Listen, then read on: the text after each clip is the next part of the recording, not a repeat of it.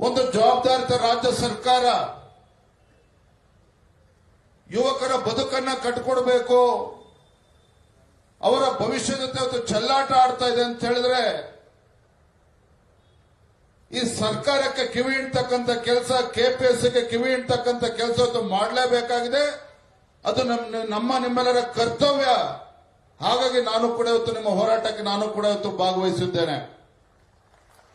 ಆದ್ರೆ ಒಂದು ಮಾತನ್ನ ಹೇಳ್ತೇನೆ, ಈ ಕೆಪಿಎಸ್ಸಿ ಅವಾಂತರಗಳು ನಿನ್ನೆ ಮೊನ್ನೆದಲ್ಲ. ಹಿಂದೆ ನಮ್ಮ ಸರ್ಕಾರ ಇದ್ದಾಗೂ ಸಹ ಈ ರೀತಿ ಕೆಲವು ಅಧಿಕಾರಿಗಳು ಹುಡುಗಾಟಿಕೆ ಮಾಡಿರ್ತಕ್ಕಂಥದ್ದು ಕೂಡ ನಾನು ಗಮನಿಸಿದ್ದೇನೆ.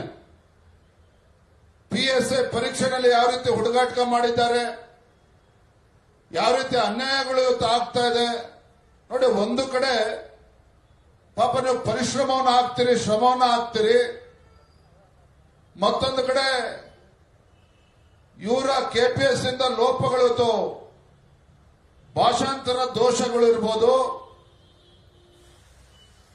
ಇತರ ಲೋಪಗಳಿಂದಾಗಿ ಇವತ್ತು ಪರೀಕ್ಷೆನ ಪದೇ ಪದೇ ಮುಂದೂಡ್ತಕ್ಕಂಥದ್ದು. ಪರೀಕ್ಷೆ ಬರೆಯೋದಕ್ಕೆ ಕಾಲ್ಫರ್ ಮಾಡೋದಕ್ಕೆ ವರ್ಷಗಟ್ಟಲೆ ತೆಗೆದುಕೊಳ್ತಾರೆ ರಾಜ್ಯ ಸರ್ಕಾರ. ಪರೀಕ್ಷೆ ಬರೆದ ಮೇಲೆ ಆ ರಿಸಲ್ಟ್ ಅನ್ನ ಘೋಷಣೆ ಮಾಡೋದಕ್ಕೆ ವರ್ಷಗಟ್ಟಲೆ ತೆಗೆದುಕೊಳ್ತಾರೆ. ರಿಸಲ್ಟ್ ಘೋಷಣೆ ಆದ್ರೆ ನೇಮಕಾತಿಗೆ ಇವತ್ತು ವರ್ಷಗಟ್ಟಲೆ ಸಮಯವನ್ನು ತೆಗೆದುಕೊಳ್ತಾರೆ ಕೆಪಿಎಸ್ಸಿ ಮತ್ತು ರಾಜ್ಯ ಸರ್ಕಾರ.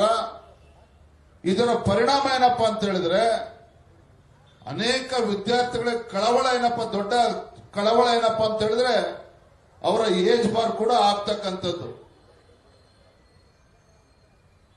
ನಮ್ಮ ಸಮಯಕ್ಕೆ ಇವತ್ತು ಬೆಲೆ ಕಟ್ಟೋದಕ್ಕೆ ಸಾಧ್ಯ ಇಲ್ಲ.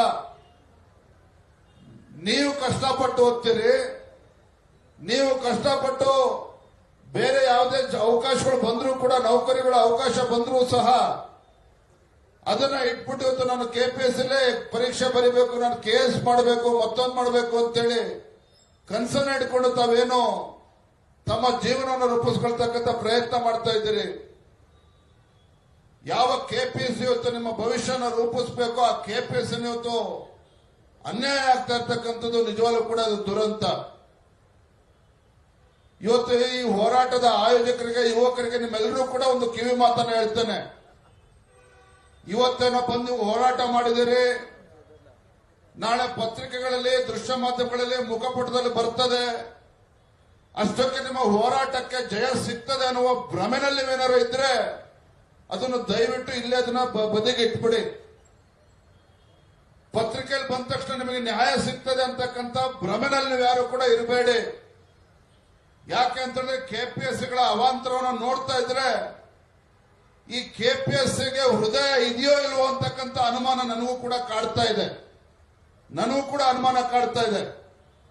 ಹಾಗಾಗಿ ಹೋರಾಟ ಒಂದಿನ ಎರಡು ದಿನಕ್ಕೆ ಸೀಮಿತ ಆಗಬಾರದು. ಹೋರಾಟ ಕೇವಲ ವಿಧಾನಸಭಾ ಮುತ್ತಿಗೆಗೆ ಸೀಮಿತ ಆಗಬಾರದು. ಎಲ್ಲಿಯವರೆಗೂ ನಿಮ್ಮಗಳಿಗೆ ನ್ಯಾಯ ಸಿಗೋದಿಲ್ವೋ, ಎಲ್ಲಿಯವರೆಗೂ ಕೂಡ ಕೆಪಿಎಸ್ಸಿನಲ್ಲಿ ಮನುಷ್ಯತ್ವದಿಂದ ಅಲ್ಲಿ ಅಧಿಕಾರಿಗಳು ನಡ್ಕೊಳ್ಳೋದಿಲ್ವೋ, ಎಲ್ಲಿಯವರೆಗೂ ಕೂಡ ರಾಜ್ಯ ಸರ್ಕಾರ ಎಚ್ಚೆತ್ತುಕೊಂಡು ನಿಮ್ಮ ಕೂಗಿಗೆ ಹೊತ್ತು ನ್ಯಾಯ ಕೊಡ್ತಕ್ಕಂಥ ಕೆಲಸ ಮಾಡೋದಕ್ಕೆ ಮುಂದೆ ಬರೋದಿಲ್ವೋ, ಅಲ್ಲಿಯವರೆಗೂ ಸಹ ತಾವು ಹೋರಾಟದಿಂದ ಹಿಂದೆ ಸರಿಬಾರದು ಅನ್ನೋ ಮಾತನ್ನ ಈ ಸಂದರ್ಭದಲ್ಲಿ ಹೇಳೋದಕ್ಕೆ ಇಚ್ಛಪಡ್ತೇನೆ.